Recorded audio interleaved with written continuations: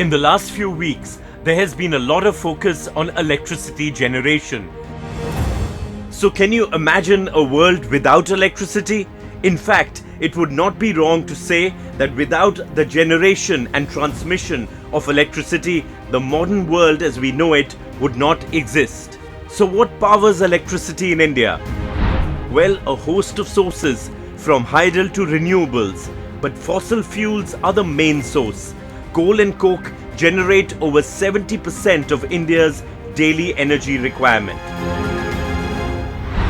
So in this episode of Science for a Self-Reliant India, the India Science team travels to the mineral-rich state of Jharkhand, which has over 26% of India's coal reserves.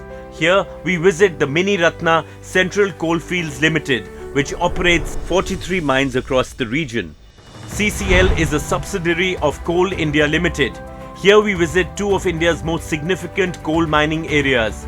Piparwar, where we see the process and technologies used in coal extraction in open cast mines, and importantly, in what is an exclusive report for the India Science series, our camera teams travel down an underground coal mine in the Churi area, where new technological tools such as the continuous coal cutting machines are running 24/7 to meet the demands of India's energy sector. We can make our role in reducing the imports. Say, country is importing about 35 million ton coking coal and about more than 130-150 million this non-coking coal.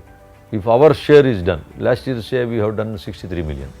If this year if we do 74 million, so 11 million share, definitely will try to bridge the gap, supply and this demand.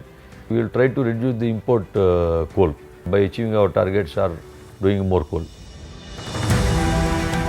So in this episode, we look at processes and technologies used in coal extraction and also understand why coal will continue to be the backbone of India's energy basket for years to come, and how India is focusing to increase our Atmanirbharta by increasing coal extraction so that expensive coal imports can be completely supplemented by Indian coal by the year 2024-25.